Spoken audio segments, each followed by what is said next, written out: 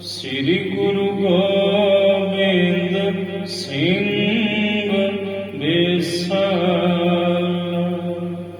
ਤਰੋਂ ਤਰਾ ਪਰ ਪੁਨ ਬੁਨ ਸੀਸਾ ਜੀ ਪੁਨ ਬੁਨ ਸੀਸਾ ਬੰਦਾ ਬਾਰ ਬਾਰ ਜਗਦੀਸਾ ਜਾਮਹਿ ਅੰਮ੍ਰਿਤ ਗਿਆਨ ਹੈ ਮਾਣਿਕ ਭਗਤ ਵਿਰਾਗ ਸ੍ਰੀ ਗੁਰੂ ਗ੍ਰੰਥ ਸਾਹਿਬ ਉਦਤ ਬੰਦਾ ਕਰ ਅਨੁਰਾਗ ਗੁਰ ਕਾ ਸ਼ਬਦ ਕਮਾਏ ਜਿਨ ਜੀਤੇ ਪੰਚ ਵਿਕਾਰ ਤਿਨ ਸੰਤਨ ਕੋ ਵੰਦਨਾ ਸੀਸ ਚਰਨ ਅਰਤਾਰ ਏਕੰਕਾਰ ਸਤਿਗੁਰੂ ਦੇਹ ਪ੍ਰਸਾਦ ਸਚ ਹੋਏ ਵਾਹਿਗੁਰੂ ਜੀ ਕੀ ਫਤਿਹ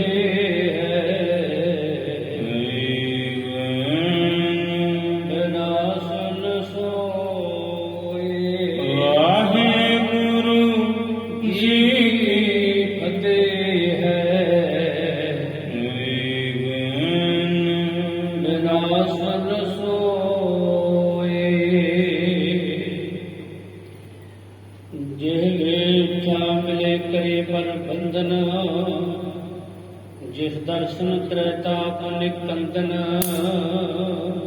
ਸਾਧ ਸੰਗਤ ਜੀ ਵਾਹਿਗੁਰੂ ਜੀ ਕਾ ਖਾਲਸਾ ਵਾਹਿਗੁਰੂ ਜੀ ਕੀ ਫਤਿਹ। ਸਰਬ ਪ੍ਰਥਮ ਆਪ ਸਰਬਤ ਸੰਗਤਾਂ ਨੂੰ ਮੁੜ ਤੋਂ ਅੱਜ ਨੌਵੇਂ ਪਾਤਸ਼ਾਹ ਧਰਮ ਦੀ ਚਾਦਰ ਧੰਨ ਧੰਨ ਸਤਿਗੁਰੂ ਸ੍ਰੀ ਗੁਰੂ ਤੇਗ ਬਹਾਦਰ ਸਾਹਿਬ ਮਹਾਰਾਜ ਜੀ ਦੇ ਪਾਵਨ ਪ੍ਰਕਾਸ਼ ਗੁਰਪੁਰਬ ਦੀਆਂ ਲੱਖ ਲੱਖ ਵਧਾਈਆਂ ਹੋਵਣ ਜੀ। ਅੱਜ ਸਮੁੱਚੀ ਕੌਮ ਗੁਰੂ ਤੇਗ ਬਹਾਦਰ ਸਾਹਿਬ ਮਹਾਰਾਜ ਜੀ ਦੇ 400 ਸਾਲਾ ਪਾਵਨ ਪ੍ਰਕਾਸ਼ ਗੁਰਪੁਰਬ ਨੂੰ ਸਮੁੱਚੇ ਸੰਸਾਰ ਭਰ ਦੀਆਂ ਸੰਗਤਾਂ ਮਨਾ ਰਹੀਆਂ ਨੇ। ਆਓ ਲੜੀਵਾਰ ਕਥਾ ਸ੍ਰੀ ਗੁਰੂ ਨਾਨਕ ਪ੍ਰਕਾਸ਼ ਦੀ ਜੋ ਆਪਾਂ ਸ਼ਰਵਣ ਕਰਦੇ ਹਾਂ, ਇਸ ਸਮੇਂ ਆਪ ਜੀ ਨੇ ਇੱਥੋਂ ਤੱਕ ਗੁਰ ਕਥਾ ਨੂੰ ਸ਼ਰਵਣ ਕੀਤਾ ਕਿ ਗੁਰੂ ਨਾਨਕ ਸਾਹਿਬ ਜੀ ਮਹਾਰਾਜ ਮਲਕ ਭਾਗੋ ਦੇ ਘਰੇ ਔਰ ਇੱਕ ਪਾਸੇ ਸੱਜੇ ਹੱਥ ਵਿੱਚ ਭਾਈ ਲਾਲੋ ਜੀ ਦੇ ਕੋਦਰੇ ਦਾ ਟੁਕੜਾ ਸੁੱਕਾ ਤੇ ਦੂਸਰੇ ਪਾਸੇ ਖੱਬੇ ਹੱਥ ਵਿੱਚ ਮਲਕ ਭਾਗੋ ਦਾ ਭੋਜਨ ਜੋ ਉਹਨੇ ਘਰ ਵਿੱਚ ਤਿਆਰ ਕਰਵਾਇਆ ਸੀ। ਪੂੜੇ ਪੂੜੀਆਂ ਕਚੌਰੀਆਂ ਜਦੋਂ ਸਤਿਗੁਰੂ ਜੀ ਨੇ ਦੋਵੇਂ ਹੱਥ ਆਪਣੇ ਇੰਜ ਝਪੀੜੇ ਕੁੱਟੇ ਤਾਂ ਸੱਜੇ ਹੱਥ ਵਿੱਚ ਭਾਈ ਲਾਲੋ ਜੀ ਦੇ ਸੁੱਕੇ ਕੋਧਰੇ ਵਿੱਚੋਂ ਦੁੱਧ ਦੀ ਧਾਰਾ ਵਗੀ ਤੇ ਮਲਕ ਭਾਗੋ ਦੇ ਭੋਜਨ ਵਿੱਚੋਂ ਲਹੂ ਨੁਚੜ ਰਿਹਾ ਸੀ। ਵੇਖਣ ਵਾਲੇ ਮਲਕ ਭਾਗੋ ਦੇ ਘਰੇ ਤਮਾਸ਼ਬੀਨ ਲੋਕ ਬੜੇ ਹੈਰਾਨ ਹੋਏ ਕਿ ਇਹ ਕਿਆ ਹੈ। ਇੱਕ ਪਾਸੇ ਦੁੱਧ ਔਰ ਇੱਕ ਪਾਸੇ ਲਹੂ। ਗੁਰੂ ਨਾਨਕ ਸਾਹਿਬ ਨੇ ਸਮਝਾਇਆ, ਮਲਕ ਭਾਗੋ, ਹੱਕ ਹਲਾਲ ਦੀ ਕਮਾਈ, ਸੱਚੀ ਸੱਚੀ ਕਿਰਤ, ਉਹਦੇ ਵਿੱਚੋਂ ਦੁੱਧ ਹੀ ਨੁਚੜਦੇ ਨੇ। ਤੇ ਜਿਹੜੀ ਹਰਾਮ ਦੀ ਕਮਾਈ ਹੋਵੇ, ਦੂਸਰੇ ਦਾ ਹੱਕ ਖੋਹ ਖਿੰਝ ਕੇ ਜਿਹੜੀ ਤੂੰ ਮਾਇਆ ਇਕੱਤਰ ਕੀਤੀ ਹੈ, ਇਹ ਲੋਕਾਂ ਦਾ ਖੂਨ ਪਸੀਨਾ ਜੋ ਤੂੰ ਲਹੂ ਉਹਨਾਂ ਦਾ ਚੂਸਿਆ ਵੇਖ, ਇਸ ਭੋਜਨ ਦੇ ਵਿੱਚੋਂ ਜ਼ਾਹਰਾ ਲਹੂ ਦੀ ਧਾਰਾ ਵਗ ਰਹੀ ਹੈ। ਸਤਿਗੁਰੂ ਕਹਿੰਦੇ, ਮਾਲਕ, ਤੇਰੇ ਘਰ ਦਾ ਭੋਜਨ ਖਾ ਕੇ ਤਪੀਆਂ ਦੇ ਤਪ ਨਸ਼ਟ ਹੋ ਸਕਦੇ ਨੇ, ਤੇ ਭਾਈ ਲਾਲੋ ਜੀ ਦੇ ਘਰ ਦਾ ਭੋਜਨ ਖਾ ਕੇ ਟੁੱਟੀਆਂ ਸੁਰਤਾਂ ਨਿਰੰਕਾਰ ਦੇ ਚਰਨਾਂ ਵਿੱਚ ਜੁੜ ਸਕਦੀਆਂ ਨੇ। ਮਲਕ ਭਾਗੋ ਬੜਾ ਸ਼ਰਮਸਾਰ ਹੋਇਆ। ਗੁਰੂ ਨਾਨਕ ਸਾਹਿਬ ਜੀ ਭਾਈ ਲਾਲੋ ਜੀ ਨੂੰ ਲੈ ਕੇ ਵਾਪਸ ਉਹਦੇ ਘਰੇ ਪਰਤੇ ਨੇ। ਪੂਰੇ ਏਮਨਾਬਾਦ ਦੇ ਵਿੱਚ ਧੰਨ ਗੁਰੂ ਨਾਨਕ, ਧੰਨ ਗੁਰੂ ਨਾਨਕ, ਗੁਰੂ ਨਾਨਕ ਸਾਹਿਬ ਦੀ ਜੈ ਜੈਕਾਰ ਹੋ ਰਹੀ ਹੈ। ਆਓ ਇਸ ਤੋਂ ਅੱਗੇ ਸਾਹਿਬ ਜੀ ਦੀ ਕਥਾ ਜਿਵੇਂ ਆਖ ਰਹੀ ਹੈ ਤਿਵੇਂ ਸ਼ਰਵਣ ਕਰੀਏ ਜੀ। ਹੇਠਾਂ ਮਿਲਹਿ ਕਰਹਿ ਪਦ ਬੰਧਨ। ਹੁਣ ਜਿਸ ਥਾਂ ਤੇ ਕੋਈ ਵੀ ਗੁਰੂ ਨਾਨਕ ਸਾਹਿਬ ਨੂੰ ਮਿਲਦਾ, ਉਹ ਸਾਹਿਬ ਜੀ ਵੱਲ ਦੋਵੇਂ ਹੱਥ ਜੋੜ ਕੇ ਗੁਰੂ ਨਾਨਕ ਸਾਹਿਬ ਨੂੰ ਮੱਥਾ ਟੇਕਦਾ। ਪੂਰੇ ਏਮਨਾਬਾਦ ਵਿੱਚ ਸਭ ਗੁਰੂ ਨਾਨਕ ਸਾਹਿਬ ਦੇ ਅੱਗੇ ਝੁਕਣ ਲੱਗੇ ਲੋਕ। ਜਿਸ ਦਰਸ਼ਨ ਤ੍ਰੈ ਤਾਪ ਨਿਕੰਦਨ। ਜਿਸ ਸਤਿਗੁਰੂ ਗੁਰੂ ਨਾਨਕ ਸਾਹਿਬ ਦੇ ਦਰਸ਼ਨ ਕਰਨ ਦੇ ਨਾਲ ਤਿੰਨੇ ਪ੍ਰਕਾਰ ਦੇ ਤਾਪ ਨਾਸ਼ ਹੋ ਜਾਂਦੇ ਹਨ। ਲਖਿਓ ਸੋ ਕਲਾਵਾਨ ਏਕੇ। ਹੁਣ ਏਮਨਾਬਾਦ ਦੇ ਲੋਕਾਂ ਨੇ ਜਾਣਿਆ ਬਈ ਇਹ ਗੁਰੂ ਨਾਨਕ ਸਾਹਿਬ ਕੋਈ ਕਲਾਵਾਨ ਪੁਰਖ ਹੈ। ਇਹ ਕਰਾਮਾਤੀ ਪੁਰਸ਼ ਨੇ, ਆਮ ਮਨੁੱਖ ਨਹੀਂ।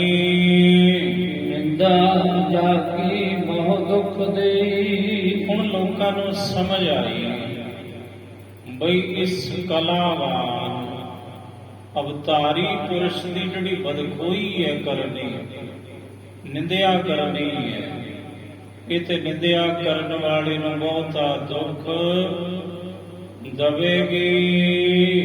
ਸੰਤ ਲੋਕ ਸੋ ਮਤੁਲ ਰਾਲਾ।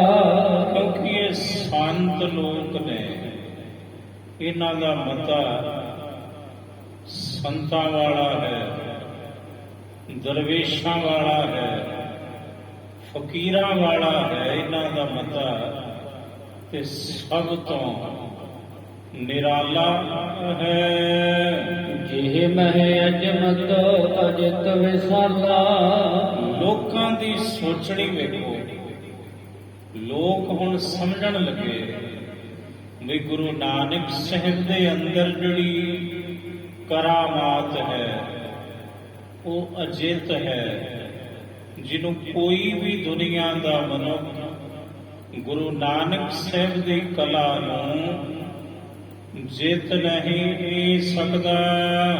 ਏ ਮਤ ਮੰਦ ਮੂੜ ਅਗਿਆਨੀ। ਪਰ ਇੱਕ ਪਾਸੇ ਹਨੇਰਾ ਹੈ, ਇੱਕ ਬੰਨੇ ਚਾਨਣ ਹੈ। ਇੱਕ ਪਾਸੇ ਗਿਆਨੀ ਲੋਕ ਨੇ, ਦੂਸਰੇ ਪਾਸੇ ਅਗਿਆਨੀ ਲੋਕ ਨੇ। ਇੱਕ ਪਾਸੇ ਸੰਸਾਰ ਵਿੱਚ ਸ਼ਰਧਾਲੂ ਨੇ, ਪ੍ਰੇਮੀ ਨੇ, ਤੇ ਦੂਸਰੇ ਪਾਸੇ ਨਿੰਦਕ ਲੋਕ ਵੀ ਮੌਜੂਦ ਨੇ। ਹੁਣ ਜਿਹੜੇ ਮੂਰਖ ਲੋਕ ਸਨ, ਮੰਦਮਤੀ ਵਾਲੇ ਲੋਕ, ਉਹ ਨਹੀਂ ਗੁਰੂ ਨਾਨਕ ਸਾਹਿਬ ਦੀ ਮਹਿਮਾ ਨੂੰ ਸਮਝਦੇ, ਜਾਣਦੇ। ਮਲਕ ਭਾਗੋ ਉਹ ਵਰਗੇ ਤਿਨਹਿ ਨਾ ਮਹਿਮਾ ਪਸੂ ਬਸਾਨੀ। ਉਹਨਾਂ ਨੇ ਮਹਿਮਾ ਪਛਾਣੀ ਗੁਰੂ ਨਾਨਕ ਸਾਹਿਬ ਦੀ ਰੰਚਕ ਮਾਤਰ ਵੀ, ਕਿਉਂਕਿ ਉਹਨਾਂ ਦੀ ਸਮਝ ਉਥੇ ਤੱਕ ਨਹੀਂ। ਜਿਉ ਚਿੰਤਾ ਮਨ ਕਪ ਕਰ ਆਈ। ਕਵੀ ਜੀ ਕਹਿੰਦੇ ਜਿਵੇਂ ਇੱਕ ਚਿੰਤਾਮਣੀ ਹੈ, ਜਿਹੜੀ ਸਾਰੀਆਂ ਚਿੰਤਾਵਾਂ ਨੂੰ ਦੂਰ ਕਰ ਦਿੰਦੀ ਹੈ। ਸਨਾਤਨ ਮਤ ਦੇ ਵਿੱਚ, ਹਿੰਦੂ ਧਰਮ ਦੇ ਵਿੱਚ ਚਿੰਤਾਮਣੀ ਮੰਨੀ ਗਈ, ਜੋ तमाम ਚਿੰਤਾਵਾਂ ਤੋਂ ਮੁਕਤ ਕਰਨ ਵਾਲੀ ਮਣੀ ਹੈ। ਕਵੀ ਜੀ ਕਹਿੰਦੇ ਹੁਣ ਚਿੰਤਾਮਣੀ ਇੱਕ ਬਾਂਦਰ ਦੇ ਹੱਥ ਲੱਗ ਜਵੇ ਤੇ ਬਾਂਦਰ ਕੀ ਕਰੇਗਾ? ਫਿਰ ਉਸ ਚਿੰਤਾਮਣੀ ਤੋਂ ਲਾਹਾ ਨਹੀਂ ਕੱਢ ਸਕੇਗਾ।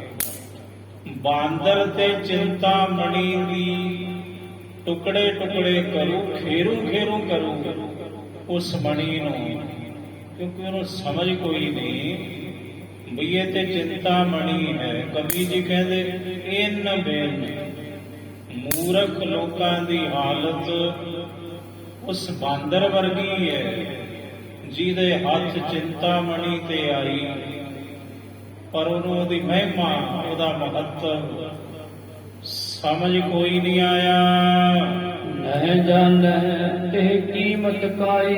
ਹੁਣ ਬਾਂਦਰ ਕੀ ਕੀਮਤ ਜਾਣਦਾ?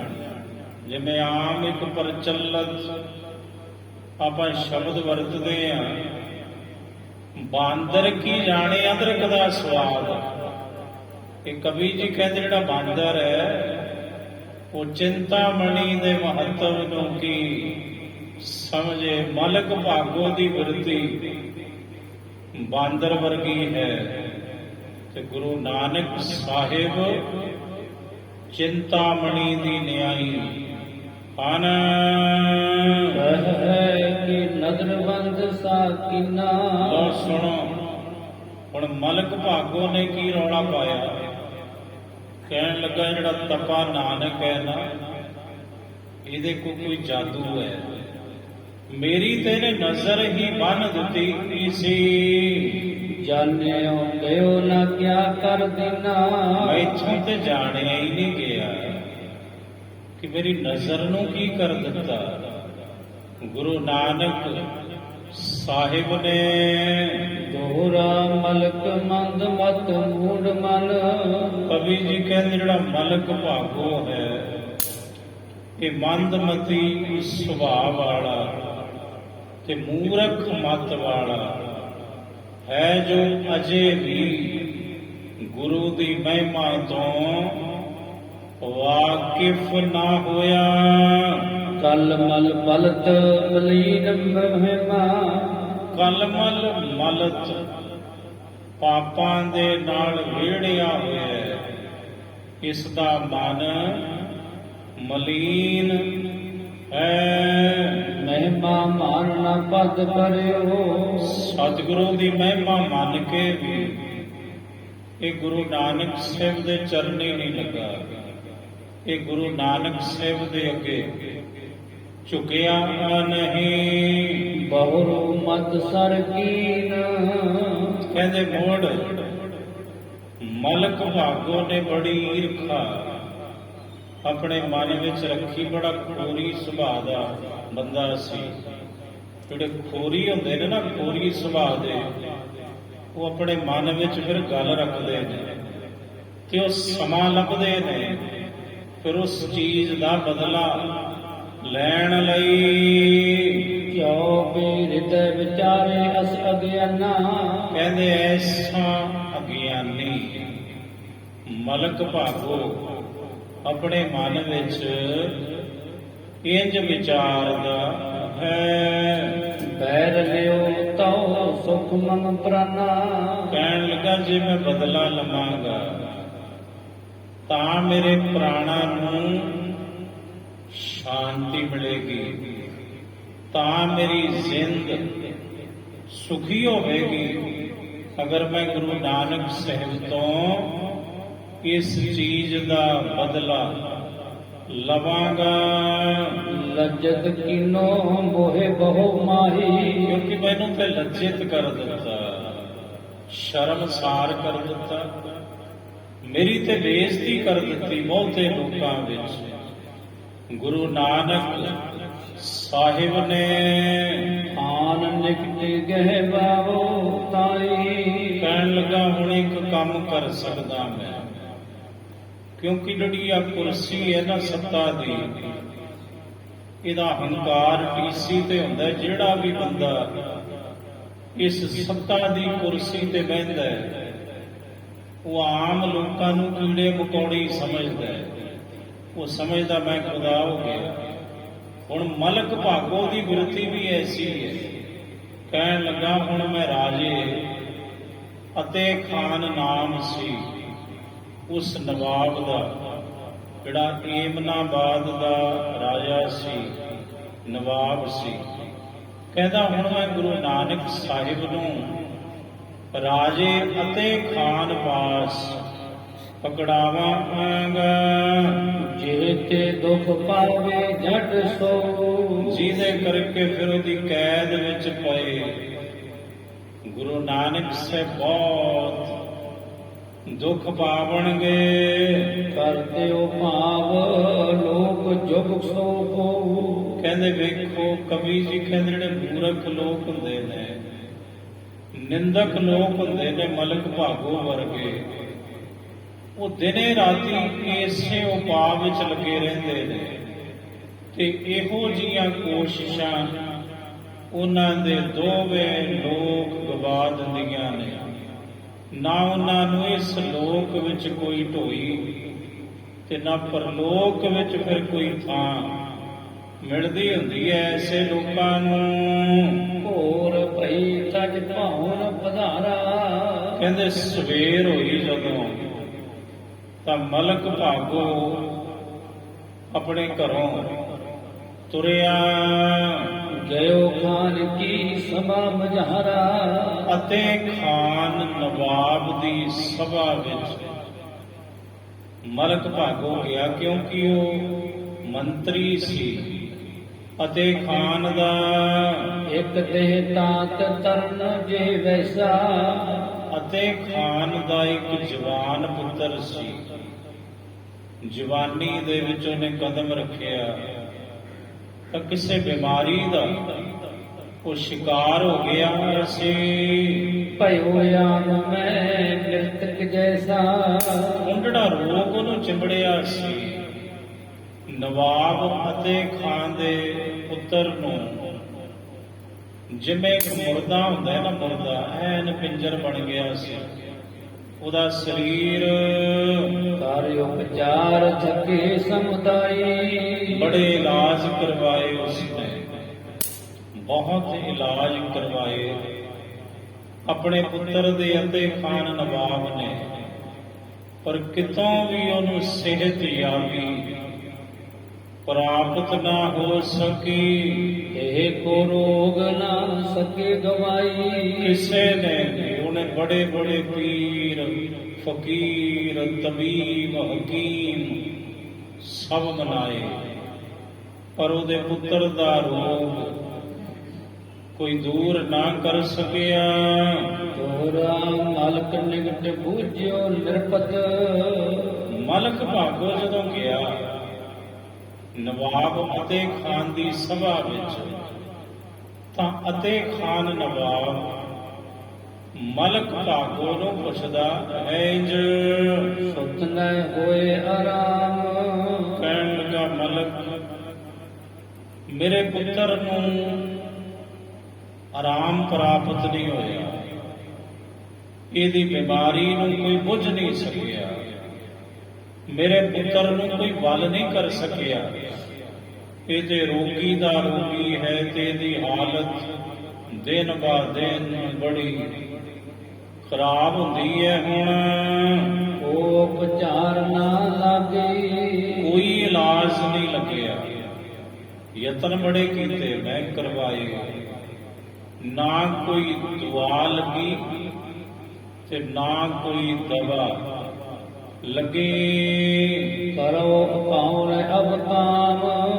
हे ਮਲਕ ਮੇਰੀ ਸਮਝ ਤੋਂ ਬਾਹਰ ਦੀ ਬਾਤ ਹੈ, ਹੁਣ ਮੈਂ ਕੀ ਕਰਾਂ? ਕਿਵੇਂ ਆਪਣੇ ਪੁੱਤਰ ਨੂੰ ਮੈਂ ਰਾਜੀ ਕਰ ਸਕਦਾ ਹਾਂ? ਕਿਉਂਕਿ ਭਿੱਖ ਜੋ ਨਾਨਾ ਭਾਂਤ ਕਰਾਏ। ਅਤੇ ਖਾਂ ਨਵਾਬ ਕਹਿੰਦਾ ਮਲਕ ਸੁਣ, ਮੈਂ ਦੁਆਵਾਂ ਬੜੀਆਂ ਕੀਤੀਆਂ, ਕਦੇ ਕਿਸੇ ਪੀਰ ਨੂੰ ਮਨਾਇਆ, ਕਦੇ ਕਿਸੇ ਪੀਰ ਨੂੰ ਮਨਾਇਆ। ਗਾਉਂ ਸਪੀਰ ਮੈਂ ਸਭੈ ਮਨਾਏ। ਗਾਂਸ ਪਾਕ ਜਿਹੜਾ ਪੀਰ ਹੈ, ਜਿਹਨੂੰ ਦੁਨੀਆ ਦੇ ਲੋਕ 11ਵੀਂ ਵਾਲਾ ਪੀਰ ਆਖਦੇ ਨੇ, ਉਹ ਕਹਿਣ ਲੱਗਾ ਮਲਕ ਮੈਂ ਗੌਸ ਪਾਕ ਪੀਰ ਦੇ ਅੱਗੇ ਵੀ ਦੁਆ ਕੀਤੀ। ਜੋ ਵਿਦ ਮੁਝ ਕੇ ਨਿਆਨ ਵਖਾਨੀ। ਜਦੋਂ ਬੰਦਾ ਦੁਖੀ ਹੁੰਦਾ ਹੈ, ਚਲੋ ਜਿਵੇਂ ਜਿਵੇਂ ਕੋਈ ਆ ਕੇ ਦੱਸਦਾ ਵੀ ਇੱਥੋਂ ਵੀ ਖੈਰ ਪੈ ਜੂ, ਇੱਥੋਂ ਵੀ, ਉਹ ਅਤੇ ਖਾਂ ਨਵਾਬ ਕਹਿੰਦਾ ਵੀ ਮਲਕ ਸੁਣ, ਮੈਨੂੰ ਜਿਵੇਂ ਜਿਵੇਂ ਕਿਸੇ ਨੇ ਆ ਕੇ ਗੱਲ ਦੱਸੀ ਵੀ ਤੁਸੀਂ ਉੱਥੇ ਮੱਥਾ ਟੇਕੋ, ਉੱਥੇ ਸਿਰ ਝੁਕਾਓ, ਉੱਥੇ ਨੱਕ ਰਗੜੋ, ਮੈਂ ਹਰ ਇੱਕ ਬੰਦੇ ਦੀ ਗੱਲ ਮੰਨੀ। ਕਿਉਂ? ਕਿਉਂਕਿ ਮੈਂ ਚਾਹੁੰਦਾ ਸੀ ਕਿਸੇ ਤਰੀਕੇ ਮੇਰਾ ਪੁੱਤਰ ਰਾਜੀ ਹੋ ਜਵੇ।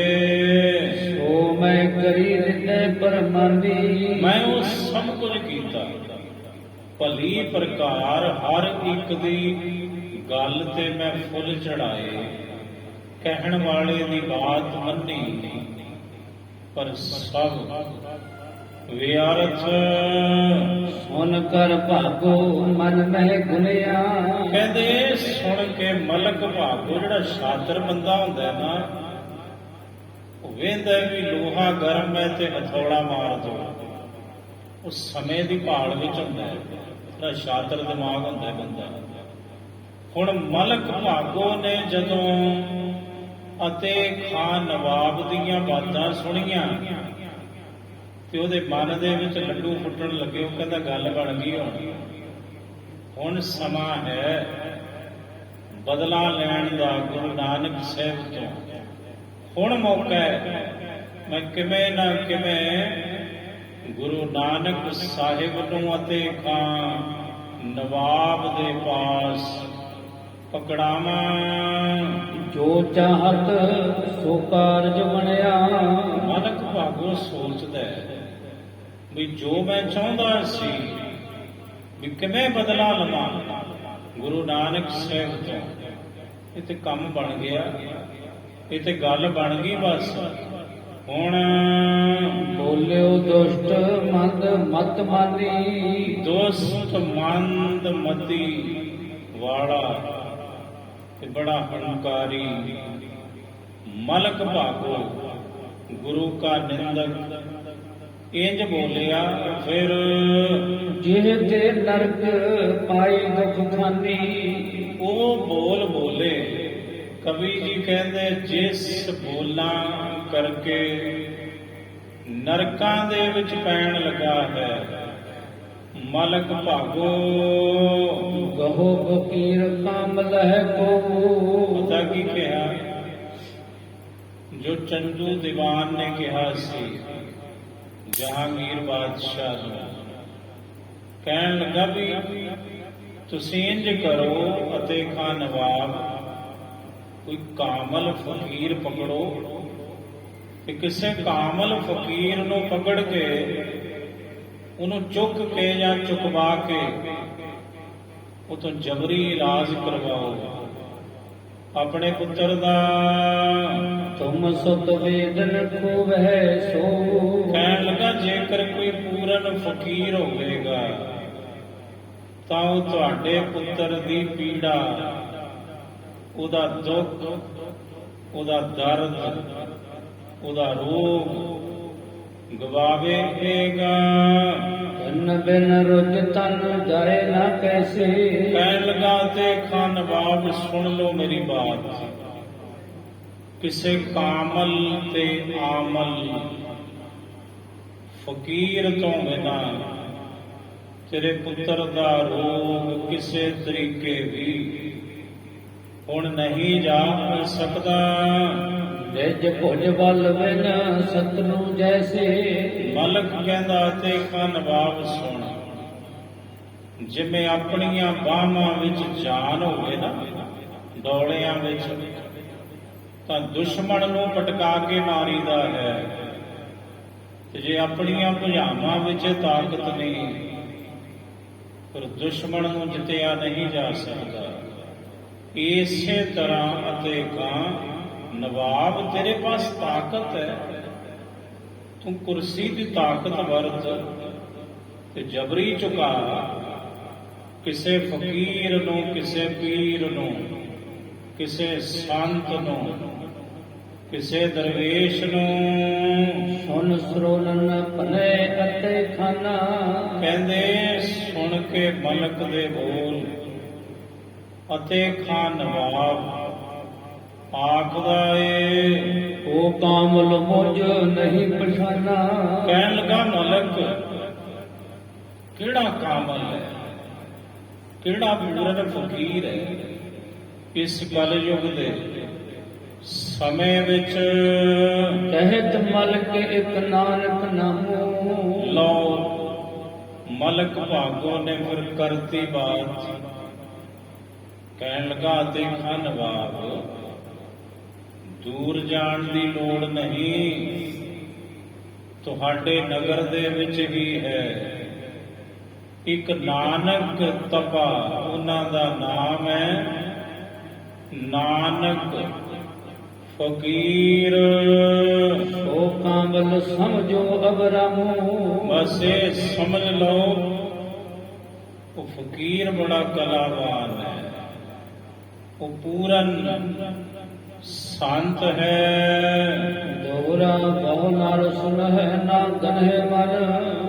ਕਵੀ ਜੀ ਕਹਿੰਦੇ ਵੇਖੋ ਬਹੁਤੇ ਲੋਕ ਸੁਣਦੇ ਨੇ, ਬਸ ਸੁਣ ਲਈ ਗੱਲ ਤੇ ਅਸਰ ਕਰ ਲਿਆ। ਕਵੀ ਜੀ ਕਹਿੰਦੇ ਬਹੁਤੇ ਲੋਕਾਂ ਦਾ ਸੁਭਾਅ ਹੁੰਦਾ ਹੈ ਦੂਸਰੇ ਦੀ ਗੱਲ ਨੂੰ ਸੁਣ ਕੇ ਕਹਿੰਦੇ ਠੀਕ ਹੈ, ਪਰ ਉਹ ਆਪਣੇ ਮਨ ਵਿੱਚ ਕਦੇ ਵਿਚਾਰ ਨਹੀਂ ਕਰਦੇ ਵੀ ਜਿਹੜਾ ਕਹਿ ਰਿਹਾ ਮੈਨੂੰ ਇਹ ਕਿਹੋ ਜਿਹਾ ਹੈ। ਔਗਣ ਕੈ ਗੁਣ ਰੀਤ। ਕਵੀ ਜੀ ਕਹਿੰਦੇ ਭਾਵੇਂ ਔਗਣ ਹੋਵੇ ਤੇ ਭਾਵੇਂ ਗੁਣ ਹੋਵੇ, ਔਗਣ ਤੇ ਗੁਣ ਦੀ ਰੀਤੀ ਨੂੰ ਬਹੁਤੇ ਲੋਕ ਸਮਝਦੇ ਕੋਈ ਨਹੀਂ। ਜਿਵੇਂ ਕਿਸੇ ਨੇ ਕੰਨ ਵਿੱਚ ਫੂਕ ਮਾਰਤੀ ਤਿਵੇਂ ਉਹਦੇ ਮਗਰ ਹੋ ਟੁਰਦੇ ਹਨ। ਅੰਤ ਗਏ ਤੇਰੀ ਜੀ। ਕਵੀ ਜੀ ਕਹਿੰਦੇ ਇਹਨਾਂ ਮੂਰਖਾਂ ਨੂੰ ਕੋਈ ਇਹ ਪੁੱਛੇ ਵੀ ਜਿਹੜਾ ਫਕੀਰ ਹੁੰਦਾ ਹੈ, ਸੰਤ ਹੁੰਦਾ ਹੈ, ਜੇ ਉਹਨੂੰ ਜਬਰੀ ਕੋਈ ਚੁੱਕੇ ਗ੍ਰਿਫਤਾਰ ਕਰੇ ਕੀ ਉਹ ਫਕੀਰ ਖੁਸ਼ ਹੁੰਦਾ ਹੈ, ਜਾਂ ਉਹਦੇ ਅੱਗੇ ਕੋਈ ਝੁਕੇ ਤਾਂ ਖੁਸ਼ ਹੁੰਦਾ ਹੈ? ਕਵੀ ਜੀ ਕਹਿੰਦੇ ਵੇਖੋ ਨਾ ਵਾਕਿਫ ਹੈ ਤੇ ਮਲਕ ਭਾਗੋ ਦੀ ਚੁੱਕ ਵਿੱਚ ਚੜਿਆ ਹੋਇਆ ਹੈ। ਏਮਨਾਬਾਦ ਦਾ ਰਾਜਾ ਨਵਾਬ ਅਤੇ ਖਾਨ ਇਦੋਂ ਸੇਵ ਸਹਿ ਪ੍ਰੀਤ। ਕਵੀ ਜੀ ਕਹਿੰਦੇ ਸੰਤ ਦੀ ਸੇਵਾ ਜੇਕਰ ਕੋਈ ਕਰੇ ਪ੍ਰੀਤੀ ਦੇ ਸਹਿਤ, ਸੰਤ ਉਦੋਂ ਖੁਸ਼ ਹੁੰਦਾ ਹੈ ਕਿ ਸੰਤ ਨੂੰ ਕੋਈ ਜਬਰੀ ਚੁੱਕੇ, ਉਦੋਂ ਸੰਤ ਖੁਸ਼ ਹੁੰਦਾ ਹੈ। ਕਹਿੰਦੇ ਵੇਖੋ ਸਮਝੇ ਕੋਈ ਨਹੀਂ, ਜਿਵੇਂ ਫੂਕ ਮਾਰਤੀ ਮਲਕ ਭਾਗੋ ਨੇ ਤਿਵੇਂ ਉਹਦੀ ਗੱਲ ਮੰਨ ਲਈ ਨਵਾਬ ਨੇ। ਚੌਕੇ ਸੁਨ ਪਠਾਨ ਨੇ ਮਨੁਜ ਬਿਠਾਏ। ਕਹਿੰਦੇ ਜਦੋਂ ਐਸਾ ਸੁਣਿਆ ਵੀ ਲਾਲੋ ਜੀ ਦੇ ਘਰੇ ਨਾਨਕ ਤਪਾ ਜੀ ਆਏ ਹੋਏ ਨੇ ਤੇ ਬਹੁਤ ਦਿਨ ਹੋ ਗਏ, ਉਹ ਕਹਿੰਦਾ ਮਲਕ ਗੱਲੇ ਕੋਈ ਨਹੀਂ। ਉਹਨੇ ਆਪਣੇ ਸਿਪਾਹੀ ਕੱਲੇ ਵੀ ਜਾਓ ਗੁਰੂ ਨਾਨਕ ਸਾਹਿਬ ਨੂੰ ਚੁੱਕ ਕੇ ਲਿਆਵੋ। ਲਾਲੋ ਸਦਨ ਦਿਸਾ ਸੋ ਆਏ। ਹੁਣ ਸਿਪਾਹੀ ਨਵਾਬ ਦੇ ਭਾਈ ਲਾਲੋ ਜੀ ਦੇ ਘਰ ਵੱਲ ਆਏ ਹਨ। ਕਵਨੇ ਬੁੱਧੇ ਤਵੇ ਬੁੱਧਿਆਨਾ। ਜਿਸ ਵਕਤ ਨਵਾਬ ਦੇ ਸਿਪਾਹੀ ਆਏ ਉਸ ਵਕਤ ਗੁਰੂ ਨਾਨਕ ਸਾਹਿਬ ਭਾਈ ਲਾਲੋ ਜੀ ਦੇ ਘਰੇ ਨਹੀਂ ਸਨ, ਬਾਹਰ ਜੰਗਲ ਵੱਲ ਗਏ ਹੋਏ ਸਨ। ਕਮਲ ਨੈਣ ਸ੍ਰੀ ਗੁਰੂ ਗਤਦਾਨਾ। ਕਮਲ ਵਰਗੇ ਜਿਸ ਸਤਿਗੁਰੂ ਦੇ ਨੇਤਰ ਨੇ ਤੇ ਜੋ ਮੁਕਤੀ ਦੇ ਦਾਤੇ ਨੇ, ਮੁਕਤੀ ਦੇ ਦਾਨੀ ਨੇ, ਧੰਨ ਸ੍ਰੀ ਗੁਰੂ ਨਾਨਕ ਦੇਵ ਸਾਹਿਬ ਜੀ ਮਹਾਰਾਜ।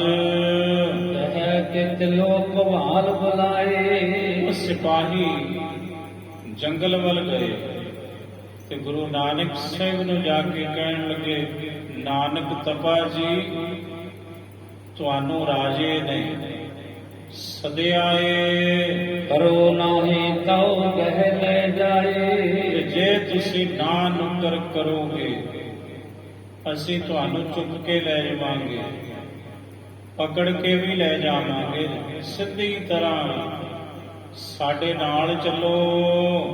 ਕਮਲ ਬਦਨ ਸੁਨ ਕਰ ਤਨ ਬਾਨੀ। ਕਹਿੰਦੇ ਕਮਲ ਵਰਗਾ ਮੁਖੜਾ ਜਿਸ ਸਤਿਗੁਰੂ ਧੰਨ ਗੁਰੂ ਨਾਨਕ ਦੇਵ ਸਾਹਿਬ ਮਹਾਰਾਜ ਜੀ ਦਾ, ਉਹਨਾਂ ਦੇ ਬੋਲ ਸੁਣ ਕੇ ਸਤਿਗੁਰੂ ਮੁਸਕਰਾਏ ਹਨ। ਗਵਨ ਸੰਗ ਅੰਦਰਪਤ ਇਸ ਬਥਾਨੀ। ਕਹਿੰਦੇ ਤੁਰ ਪਏ ਸਿਪਾਹੀਆਂ ਦੇ ਨਾਲ। ਮਹਾਰਾਜ ਕਹਿੰਦੇ ਚਲੋ ਭਾਈ ਚੁੱਕਣ ਦੀ ਲੋੜ ਨਹੀਂ, ਖੁਦੇ ਚੱਲ ਕੇ ਜਾਵਾਂਗੇ ਤੁਹਾਡੇ ਨਵਾਬ ਦੇ ਪਾਸ। ਵੈਸੇ ਨਿਕਟ ਜਾਏ ਜਗਤੇਸਾ। ਜਗਤ ਦੇ ਮਾਲਕ ਗੁਰੂ ਨਾਨਕ ਸਾਹਿਬ ਪਹੁੰਚ ਗਏ ਨਵਾਬ ਦੇ ਘਰੇ ਕਿ ਉਹਦੇ ਪਾਸ ਜਾ ਕੇ ਸਤਿਗੁਰੂ ਬੈਠੇ ਹਨ। ਬੋਲਿਓ ਦਰਸ ਲੋਕ ਨਰੇਸਾ। ਸਾਹਿਬ ਦੇ ਦਰਸ਼ਨ ਕਰਕੇ ਰਾਜਾ ਅਤੇ ਖਾਂ ਇੰਜ ਬੋਲਿਆ ਏ। ਭਾਉ ਫਕੀਰ ਮਮ ਸੁਤ ਗੁਰੂ। ਕਹਿਣ ਲੱਗਾ ਫਕੀਰ ਸੁਣ, ਮੇਰਾ ਪੁੱਤਰ ਬੜਾ ਰੋਗੀ ਜੇ, ਬਹੁਤ ਵਰੇ ਹੋ ਗਏ। ਮੇਰੇ ਪੁੱਤਰ ਦਾ ਰੋਗ ਕੋਈ ਨਹੀਂ ਕੱਟ ਸਕਿਆ, ਉਹਨੂੰ ਵੱਲ ਕੋਈ ਨਹੀਂ ਕਰ ਸਕਿਆ। ਮੈਂ ਬੜੇ ਬੜੇ ਪੀਰ ਫਕੀਰ ਮਨਾਏ, ਬੜੇ ਬੜੇ ਤਬੀਬ ਹਕੀਮਾਂ ਪਾਸੋਂ ਮੈਂ ਆਪਣੇ ਪੁੱਤਰ ਦਾ ਇਲਾਜ ਕਰਵਾਇਆ, ਨਾ ਦੁਆ ਲੱਗੀ ਨਾ ਦਵਾ ਲੱਗੀ। ਇਹੋ ਗੁਮਾਰੀ ਕਰੋ ਨੇ ਸੋਕੂ। ਤੁਸੀਂ ਮੇਰੇ ਪੁੱਤਰ ਦਾ ਰੋਗ ਗਵਾ ਦਿਓ ਤੇ ਮੈਨੂੰ ਨਹੀਂ ਸੋਗੂ ਕਰ ਦਿਓ, ਮੈਨੂੰ ਚਿੰਤਾ ਤੋਂ ਰਹਿਤ ਕਰ ਦਵੋ। ਨਤ ਰੱਖੋ ਮੈਂ ਕੈਦ ਮਝਾਰਾ। ਅਗਰ ਤੁਸੀਂ ਮੇਰੀ ਬਾਤ ਨਹੀਂ ਮੰਨੋਗੇ ਨਾਨਕ ਤਪਾ ਜੀ, ਪਰ ਮੈਂ ਤੁਹਾਨੂੰ ਕੈਦ ਵਿੱਚ ਪਾਵਾਂਗਾ, ਪਰ ਮੈਂ ਤੁਹਾਨੂੰ ਕੈਦ ਖਾਨੇ ਵਿੱਚ ਰੱਖਾਂਗਾ। ਨਹਿ ਸੋਦੋ ਨਹਿ ਦੇਉ ਆਹਾਰਾ। ਪਰ ਮੈਂ ਤੁਹਾਨੂੰ ਛੱਡੂੰਗਾ ਨਹੀਂ, ਤੁਹਾਨੂੰ ਮੈਂ ਭੋਜਨ ਵੀ ਨਹੀਂ ਦਊਂਗਾ। ਫਿਰ ਇਹ ਜੇ ਸਮਝ ਲਓ ਮੇਰੀ ਕੈਦ ਵਿੱਚੋਂ ਤੁਸੀਂ ਵਾਪਸ ਨਹੀਂ ਜਾਵੋਗੇ ਜਿੰਦਾ। ਸੁਨ ਬੋਲੇ ਸ੍ਰੀ ਨਾਨਕ ਬਚਨਾ। ਇਹ ਸੁਣ ਕੇ ਗੁਰੂ ਨਾਨਕ ਸਾਹਿਬ ਇੰਜ ਬੋਲੇ ਹਨ। ਤੂੰ ਬਾ ਮੋਹ ਬੰਧ ਮੈਂ ਪਚਨਾ। ਮਹਾਰਾਜ ਕਹਿੰਦੇ ਨਵਾਬ ਅਤੇ ਖਾਂ, ਤੂੰ ਤੇ ਜਿਹੜਾ ਇਹ ਮੋਹ ਹੈ ਨਾ ਸੰਸਾਰ ਦਾ, ਇਹਦੇ ਬੰਧਨਾਂ ਦੇ ਵਿੱਚ ਬੜਾ ਜਕੜਿਆ ਹੋਇਆ, ਬੜਾ ਮੋਹ ਹੈ। ਤੈਨੂੰ ਪੁੱਤਰ ਨਾਲ ਜਿਸ ਕੋ ਹਤ ਨ ਜਹਤ ਹੋ ਰੋਕੂ। ਜਿਸ ਪੁੱਤਰ ਦਾ ਰੋਗ ਤੂੰ ਮੇਰੇ ਪਾਸੋਂ ਗਵਾਉਣਾ ਚਾਹੁੰਦਾ ਹੈ, ਉਹ ਵੀ ਜਬਰੀ ਸੋ ਤੋ ਪਹੁੰਚਤ ਭਾਜਮ ਲੋਕੂ। ਉਹ ਤੇ ਯਮ ਲੋਕ ਪਹੁੰਚ ਚੁੱਕਾ ਹੈ। ਪਤਾ ਤੈਨੂੰ,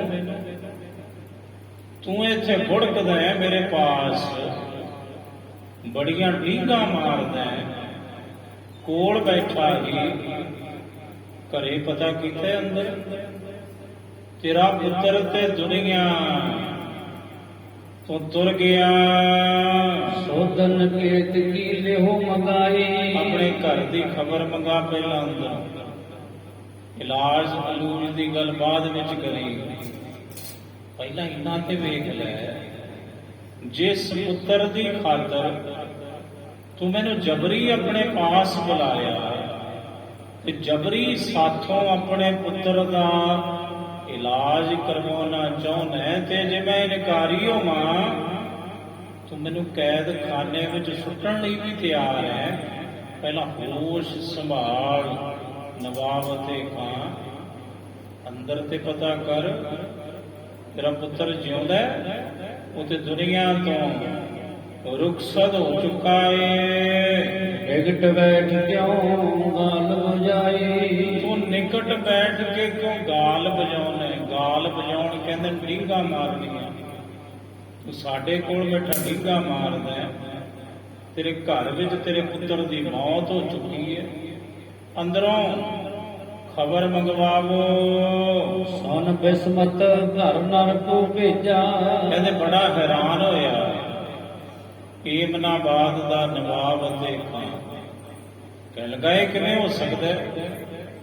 ਮੇਰਾ ਪੁੱਤਰ ਤੇ ਜਿਉਂਦਾ ਸੀ, ਹੁਣੇ ਕੁਝ ਸਮਾਂ ਪਹਿਲਾਂ ਉਹਨੇ ਅੰਦਰ ਸਿਪਾਹੀ ਕੱਲੇ ਹਿਰਦੈ ਪੀਰ ਜਨ ਫਟਤ ਕਰੇਗਾ। ਕਹਿੰਦੇ ਉਹਦਾ ਹਿਰਦਾ ਜਿਹੜਾ ਸੀ ਜਿਵੇਂ ਉਹਦਾ ਕਾਲਜਾ ਫਟਣ ਲੱਗਾ ਹੈ, ਬੇਹੌਸਲਾ ਹੋਇਆ। ਨਵਾਬ ਇਤਨੇ ਮੈਂ ਮਾਨਵ ਤਹਿ ਆਵਾ। ਇੰਨੇ ਨੂੰ ਵਾਪਸ ਆਇਆ। ਉਹ ਕੱਲਿਆ ਸੀ ਜਿਹੜਾ ਬੰਦਾ ਅੰਦਰ। ਬਿਰਤਕ ਭਏ ਕੋ ਬਚਨ ਸੁਨਾਵਾ। ਕਹਿੰਦਾ ਨਵਾਬ ਜੀ ਬੜੀ ਮਾੜੀ ਬਾਤ ਹੋ ਗਈ, ਤੁਹਾਡੇ ਪੁੱਤਰ ਦਾ ਇੰਤਕਾਲ ਹੋ ਗਿਆ, ਤੁਹਾਡੇ ਪੁੱਤਰ ਦਾ ਦੇਹਾਂਤ ਹੋ ਗਿਆ, ਉਹਦੀ ਮੌਤ ਹੋ ਗਈ। ਹੁਣੇ ਹੀ ਸੁਰਗ ਭਇਓ ਸੋ ਬਿਕਲਨ ਰੇਸਾ। ਕਹਿੰਦੇ ਉਹ ਰਾਜਾ ਏਮਨਾਬਾਦ ਦਾ ਤੜਫਿਆ ਮੱਛੀ ਵਾਂਗ ਪੁੱਤਰ ਦੇ ਮੌਤ ਦੀ ਖਬਰ ਸੁਣ ਕੇ ਸਭ ਕੁਝ ਭੁੱਲ ਗਿਆ। ਉਸਨੂੰ ਉੱਠ ਆਏ ਸ੍ਰੀ ਪ੍ਰਭ ਜਗਤੀਸਾ। ਜਗਤ ਦੇ ਮਾਲਕ ਗੁਰੂ ਨਾਨਕ ਸਾਹਿਬ ਮਹਾਰਾਜ ਉੱਠੇ, ਨਵਾਬ ਦੇ ਘਰੋਂ ਸਹਿਜ ਸੁਭਾਏ ਗਏ ਉਦਿਆਨਾ। ਸੁਤੇ ਸਿੱਧ ਸਾਹਿਬ ਫਿਰ ਵਾਪਸ ਜੰਗਲ ਵੱਲ ਗਏ।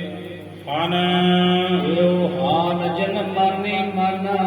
ਕਹਿੰਦੇ ਜਿਸ ਸਤਿਗੁਰੂ ਨੇ ਬੜੇ ਬੜੇ ਹੰਕਾਰੀਆਂ ਦਾ ਹੰਕਾਰ ਨਾਸ਼ ਕੀਤਾ ਏ, ਅਸ ਪ੍ਰਕਾਰ ਤੈ ਸਮਾ ਬਿਤਾਵਾ। ਇਸ ਪ੍ਰਕਾਰ ਗੁਰੂ ਨਾਨਕ ਸਾਹਿਬ ਜੀ ਨੇ ਏਮਨਾਬਾਦ ਵਿੱਚ ਸਮਾਂ ਬਿਤਾਉਣਾ ਕੀਤਾ। ਜਨ ਦੁਖ ਮਨ ਕੋ ਜੋ ਗੁਰਦਾਵਾ। ਕਹਿੰਦੇ ਮਾਨੋ ਗੁਰੂ ਨਾਨਕ ਸਾਹਿਬ ਆਪਣੇ ਦਾਸਾਂ ਦੇ ਦੁੱਖਾਂ ਰੂਪੀ ਜੰਗਲ ਨੂੰ ਨਾਸ਼ ਕਰਨ ਲਈ ਦਾਵਾ ਅਗਨੀ ਵਤ ਹਨ। ਲਾਲੋ ਆਲਿਆ ਸਮਾ ਬਿਤਾਵਾ। ਇੰਜ ਭਾਈ ਲਾਲੋ ਜੀ ਦੇ ਘਰੇ ਗੁਰੂ ਨਾਨਕ ਸਾਹਿਬ ਨੇ ਸਮਾਂ ਬਿਤਾਉਣਾ ਕੀਤਾ। ਭੋਰ ਹੋਤ ਉਦਿਆਨ ਪਧਾਰੈ, ਦਿਨ ਚੜ੍ਹਦੇ ਹੀ ਗੁਰੂ ਨਾਨਕ ਸਾਹਿਬ ਭਾਈ ਲਾਲੋ ਜੀ ਦੇ ਘਰੋਂ ਜੰਗਲ ਵੱਲ ਨੂੰ ਤੁਰ ਪੈਂਦੇ ਹਨ। ਦੋਰਾ ਪਦ ਪੰਕਜ ਕੀ ਪਾਸ ਵਰ, ਅਗਲਾ ਪ੍ਰਸੰਗ ਸ਼ੁਰੂ ਹੈ।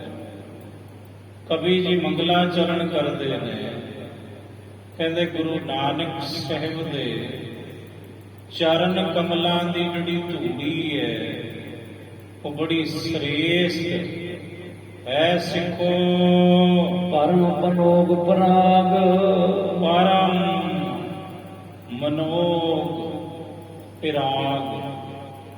ਪਿਰਾਗ ਹੁੰਦੀ ਹੈ ਉਹ ਧੂੜੀ ਜਿਹੜੀ ਫੁੱਲਾਂ ਦੇ ਅੰਦਰ ਤੁਰੀਆਂ ਦੇ ਉੱਪਰ ਪਈ ਹੁੰਦੀ ਹੈ, ਉਸ ਧੂੜੀ ਨੂੰ ਪਿਰਾਗ ਕਿਹਾ ਜਾਂਦਾ ਹੈ। ਕਵੀ ਜੀ ਕਹਿੰਦੇ ਗੁਰੂ ਨਾਨਕ ਸਾਹਿਬ ਦੇ ਚਰਨ ਕਮਲਾਂ ਦੀ ਜਿਹੜੀ ਧੂੜੀ ਹੈ ਉਹ ਪਿਰਾਗ ਵਾਂਗ ਹੈ, ਬੜੀ ਸੋਹਣੀ, ਬੜੀ ਸੁੰਦਰ। ਨਿਜ ਮਨ ਮਤ ਮਲਵਾਏ ਕੈ, ਕਹਿੰਦੇ ਮੈਂ ਆਪਣਾ ਜਿਹੜਾ ਮਨ ਹੈ ਇਹਨੂੰ ਮਧੁਪ ਬਣਾਇਆ। ਮਧੁਪ ਕਹਿੰਦੇ ਨੇ ਭੌਰੇ ਨੂੰ। ਦੋ ਸ਼ਬਦਾਂ ਦਾ ਸੁਮੇਲ ਹੈ, ਮਧ ਜਮਾ ਪ। ਮਧ ਕਹੀਏ ਸ਼ਹਿਦ, ਪ ਕਹੀਏ ਪੀਣ ਵਾਲਾ ਜੋ ਰਸ ਚੂਸਦਾ ਹੈ, ਸੋ ਕਹੀਏ ਭੌਰਾ। ਕਵੀ ਜੀ ਕਹਿੰਦੇ ਮੈਂ ਆਪਣੇ ਮਨ ਨੂੰ ਭੌਰਾ ਬਣਾ ਕੇ ਗੁਰੂ ਨਾਨਕ ਸਾਹਿਬ ਦੇ ਚਰਨ ਕਮਲਾਂ ਦੀ ਜਿਹੜੀ ਧੂੜੀ ਹੈ ਉਹਦਾ ਰਸ ਮੈਂ ਵੀ ਪ੍ਰਾਪਤ ਕਰਦਾ ਹਾਂ। ਕਹੋ ਕਥਾ ਅਨੁਰਾਗ, ਹੁਣ ਜਿਹੜੀ ਇਹ ਕਥਾ ਹੈ ਗੁਰੂ ਨਾਨਕ ਸਾਹਿਬ ਦੀ, ਮੈਂ ਪ੍ਰੇਮ ਦੇ ਸਹਿਤ ਇਸਕੋ ਅੱਗੋਂ ਆਖਦਾ ਹਾਂ। ਸੁਣੋ ਤੁਸੀਂ। ਜੋ ਪੇ ਬਾਲਾ ਕਹਿਤ ਸੁਨਤ ਸ੍ਰੀ ਅੰਗਦ, ਬਾਲਾ ਜੀ ਕਥਾ ਕਰਦੇ ਨੇ ਖਡੂਰ ਸਾਹਿਬ ਦੀ ਪਾਵਨ ਧਰਤੀ ਤੇ ਗੁਰੂ ਅੰਗਦ ਸਾਹਿਬ ਜੀ ਸਰੋਤਾ ਬਣ ਕੇ ਆਪਣੇ ਤਖਤ ਦੇ ਉੱਪਰ ਭਾਈ ਬਾਲਾ ਜੀ ਤੋਂ ਇਹ ਕਥਾ ਸੁਣਦੇ ਹਨ। ਸ੍ਰੀ ਗੁਰ ਕਥਾ ਦੇਵ ਦੈ ਸੰਪਤ, ਗੁਰੂ ਨਾਨਕ ਸਾਹਿਬ ਦੀ ਜਿਹੜੀ ਕਥਾ ਹੈ ਇਹ ਦੇਵੀ ਸੰਪਦਾ ਦੀ ਦਾਤੀ ਹੈ। ਤ੍ਰਿਪਤ ਨਾ ਹੋਤ ਸ਼ਰਵਣ ਕੁਟ ਪੀਏ, ਕੰਨਾਂ ਰੂਪੀ ਡੂਨਿਆਂ ਨਾਲ ਗੁਰੂ ਨਾਨਕ ਸਾਹਿਬ ਦੀ ਕਥਾ ਸੁਣ ਸੁਣ ਕੇ ਗੁਰੂ ਅੰਗਦ ਸਾਹਿਬ ਤ੍ਰਿਪਤ ਨਹੀਂ ਹੁੰਦੇ, ਹੋਰ ਕਥਾ ਸੁਣਨ ਲਈ ਉਤਾਵਲੇ ਹੁੰਦੇ ਹਨ। ਜੇ ਨਾਨਕ ਅਸਥਾਨੀ ਥੀਏ, ਜਿਹੜੇ ਗੁਰੂ ਨਾਨਕ ਸਾਹਿਬ ਦੇ ਤਖਤ ਦੇ ਉੱਪਰ ਗੁਰੂ ਨਾਨਕ ਸਾਹਿਬ ਦੇ ਅਸਥਾਨ ਤੇ ਟਿਕੇ ਨੇ, ਜਿਹੜੇ ਦੂਸਰੇ ਪਾਤਸ਼ਾਹ ਗੁਰੂ ਅੰਗਦ ਸਾਹਿਬ ਜੀ। ਬਿਦਤ ਨ ਕਰਤ ਕਲਾ ਜਿਨ ਕੋਈ, ਕਹਿੰਦੇ ਵੇਖੋ ਗੁਰੂ ਅੰਗਦ ਸਾਹਿਬ ਜੀ ਨੇ ਸਾਰੀ ਕਲਾ ਨੂੰ ਛੁਪਾ ਕੇ ਰੱਖਿਆ। ਸਾਹਿਬ ਜੀ ਆਪਣਾ ਆਪ ਆਪਣੀ ਕਲਾ ਜ਼ਾਹਰ ਨਹੀਂ ਕਰਦੇ। ਸੁਨੇ ਅਜਾਨ ਸੁਮਨ ਸੋਈ, ਕਹਿੰਦੇ ਵੇਖੋ ਆਪਣੀ ਹੀ ਕਥਾ, ਆਪਣਾ ਹੀ ਜਾਸ ਗੁਰੂ ਅੰਗਦ ਸਾਹਿਬ ਜੀ ਇੰਜ ਸੁਣਦੇ ਨੇ ਜਿਵੇਂ ਸਭ ਕਾਸੇ ਤੋਂ ਅਣਜਾਣ ਹੋਵਣ। ਤ੍ਰਿਕਾ ਲਗ ਦਰਸੀ ਸਭ ਜਾਣੈ, ਸਭ ਜਾਣਦੇ ਨੇ ਗੁਰੂ ਅੰਗਦ ਸਾਹਿਬ ਤ੍ਰਿਕਾਲ ਦਰਸ਼ੀ ਹਨ, ਅੰਤਰਜਾਮੀ ਨੇ, ਤੇ ਗੁਰੂ ਤੋਂ ਕੀ ਲੁਕਿਆ ਭਾਈ।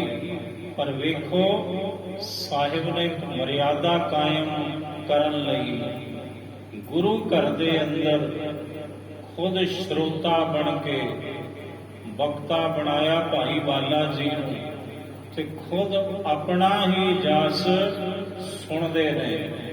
ਇਹਨੂੰ ਪੰਚਮ ਪਾਤਸ਼ਾਹ ਗੁਰੂ ਅਰਜਨ ਦੇਵ ਸਾਹਿਬ ਜੀ ਨੇ ਸੁਖਮਨੀ ਸਾਹਿਬ ਦੇ ਵਿੱਚ ਇਹ ਸਮਝਾਇਆ, ਆਪਨ ਜਸ ਆਪ ਹੀ ਸੁਨਾ, ਆਪ ਕਥੈ ਆਪ ਸੁਨਨੇ ਹਾਰ, ਆਪੇ ਵਕਤਾ ਰੂਪ ਹੈ, ਆਪੇ ਸ਼ਰੋਤਾ ਰੂਪ ਹੈ। ਗੁਰੂ ਗੁਪਤ ਬਿਦਰ ਨਿਜ ਹਿਰਦੈ ਪਛਾਨੈ, ਗੁਪਤ ਤੇ ਜੋ ਪ੍ਰਗਟ ਹੈ। ਗੁਰੂ ਅੰਗਦ ਸਾਹਿਬ ਤੋਂ ਕੁਝ ਨਹੀਂ ਛੁਪਿਆ ਹੋਇਆ, ਉਹ ਗੁਪਤ ਪ੍ਰਗਟ ਸਭ ਨੂੰ ਜਾਣਦੇ ਹਨ। ਜੋ ਸੰਗੀ ਬਹੁ ਵੇਖ ਕਰੇ, ਕਹਿੰਦੇ ਜਿਵੇਂ ਇੱਕ ਸਵਾਂਗੀ ਹੁੰਦਾ ਹੈ, ਉਹ ਬੜੇ ਵੇਖ ਬੜੇ ਭੇਸ ਬਣਾਉਂਦਾ ਏ। ਏਕ ਜੋਤ ਦਸ ਰੂਪ ਧਰੇ, ਇਸੇ ਤਰ੍ਹਾਂ ਜੋਤ ਇੱਕੋ ਹੀ ਹੈ ਸਿੱਖ ਧਰਮ ਦੇ ਅੰਦਰ।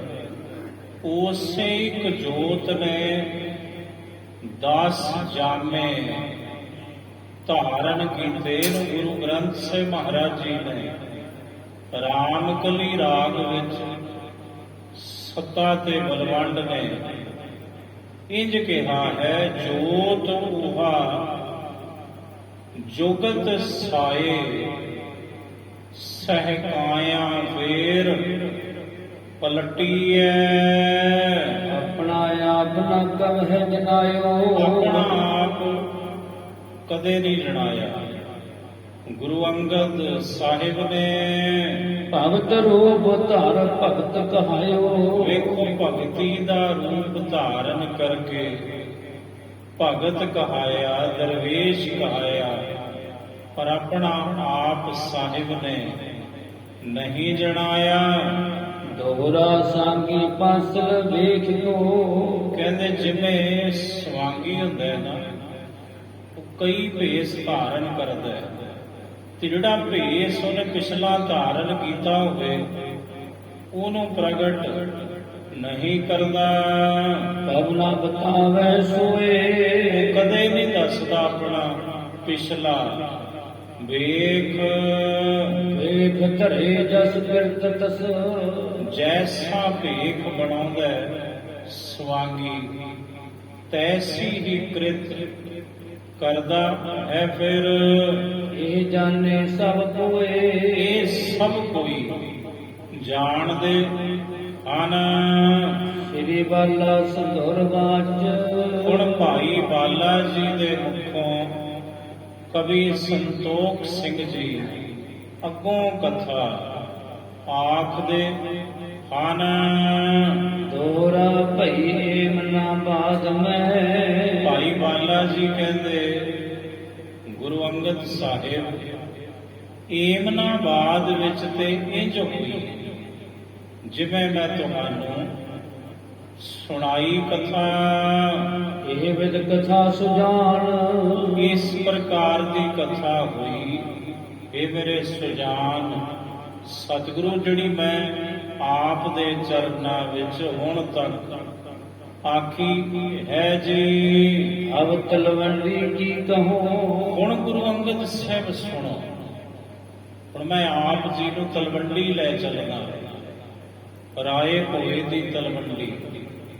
ਹੁਣ ਮੈਂ ਤਲਵੰਡੀ ਦੀ ਕਥਾ ਆਪ ਜੀ ਨੂੰ ਆਖਦਾ ਹਾਂ ਜੀ। ਸੁਣਿਆ ਦਇਆ ਨਿਧਾਨ, ਸੁਣੋ ਇਹ ਦਇਆ ਦੇ ਖਜ਼ਾਨੇ, ਇਹ ਕਿਰਪਾ ਦੇ ਖਜ਼ਾਨੇ ਮੇਰੇ ਸਤਿਗੁਰੂ ਗੁਰੂ ਅੰਗਦ ਸਾਹਿਬ ਜੀ ਅੱਗੋਂ ਕਥਾ ਸੁਣੋ ਜੀ। ਜੋ ਪੇ ਬਾਲਾ ਧਰ ਧਿਆਨ ਸੁਖ ਰਸੂ, ਭਾਈ ਬਾਲਾ ਜੀ ਨੇ ਸੁੱਖਾਂ ਦੀ ਰਾਸ ਸਤਿਗੁਰੂ ਗੁਰੂ ਨਾਨਕ ਸਾਹਿਬ, ਗੁਰੂ ਅੰਗਦ ਸਾਹਿਬ ਜੀ ਦੇ ਚਰਨਾਂ ਦਾ ਧਿਆਨ ਧਰਿਆ। ਕਿਉਂਕਿ ਜਦੋਂ ਵੀ ਭਾਈ ਬਾਲਾ ਜੀ ਕਥਾ ਕਰਦੇ ਨੇ, ਨੇਤਰ ਬੰਦ ਨੇ ਉਹਨਾਂ ਦੇ, ਤੇ ਜਿਸ ਮਹਾਂਪੁਰਖ ਦੁਆਰਾ ਇਹ 10 ਪਾਤਸ਼ਾਹੀਆਂ ਦਾ ਇਤਿਹਾਸ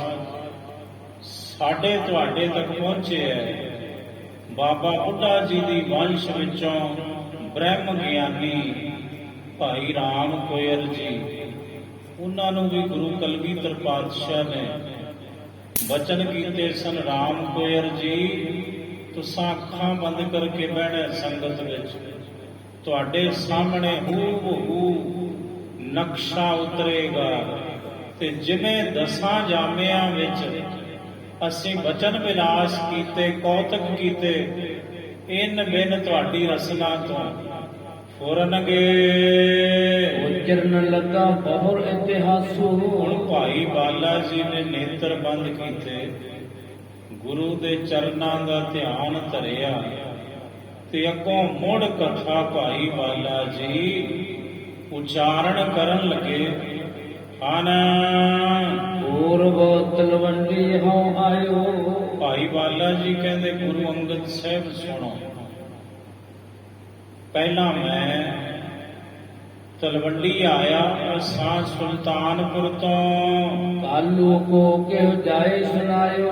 ਤੇ ਗੁਰੂ ਨਾਨਕ ਸਾਹਿਬ ਦੇ ਘਰੇ, ਗੁਰੂ ਨਾਨਕ ਸਾਹਿਬ ਦੇ ਪਿਤਾ ਜੀ ਬਾਬਾ ਕਲਿਆਣ ਚੰਦ ਕਾਲੂ ਜੀ ਨੂੰ ਕਿਸੇ ਨੇ ਜਾ ਕੇ ਸੁਣਾ ਦਿੱਤਾ ਕਿ ਬਾਲਾ ਦੇ ਘਰੇ ਆ ਗਿਆ। ਸੁਣ ਕਰ ਪੂਰਨ ਆਵਾ ਧਾਈ। ਕਹਿੰਦੇ ਸੁਣ ਕੇ ਗੁਰੂ ਨਾਨਕ ਸਾਹਿਬ ਦੇ ਪਿਤਾ ਜੀ ਦੌੜ ਕੇ ਮੇਰੇ ਪਾਸ ਆਏ ਸਨ। ਪੂਜਨ ਲੱਗਾ ਕੁਸਲ ਮੁਝ ਤਾਈ। ਮੈਨੂੰ ਰਾਜੀ ਖੁਸ਼ੀ ਪੁੱਛਣ ਲੱਗੇ, ਮੇਰੇ ਤਾਈ ਵੀ ਸੁਣਾ ਬਾਲਿਆ ਤੂੰ ਸੁਲਤਾਨਪੁਰ ਤੋਂ ਆਇਆ, ਉੱਥੇ ਦੀ ਖਬਰ ਸਾਰ ਸੁਖ ਸਾਂਦ ਮੈਨੂੰ ਸੁਣਾ। ਜੇਕਰ ਕੁਸਲ ਨਾਨਕੀ ਕੀ ਤਬ।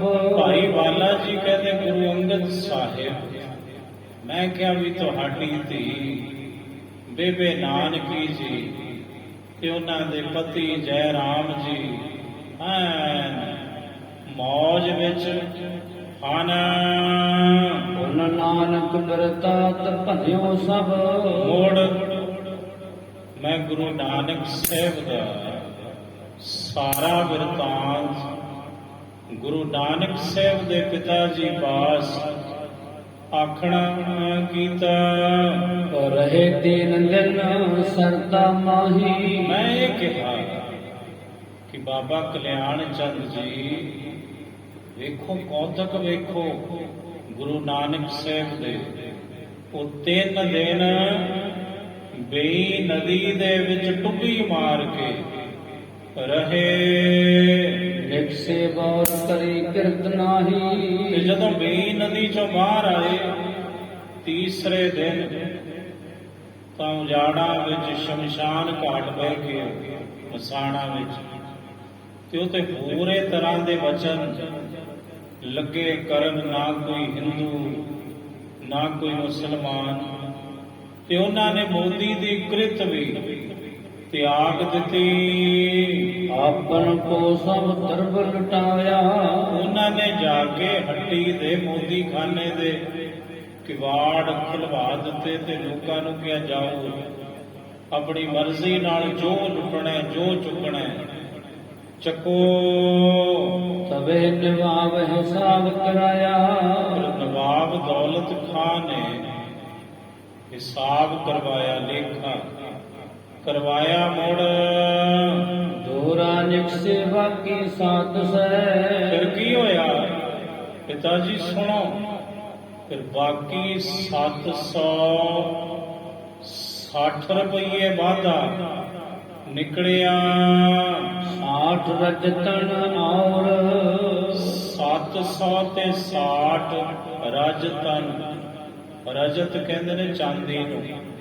760 ਰੁਪਏ ਚਾਂਦੀ ਦੇ ਵਾਧੇ ਨਿਕਲੇ ਨਵਾਬ ਵੱਲ ਗੁਰੂ ਨਾਨਕ ਸਾਹਿਬ ਜੀ ਦੇ।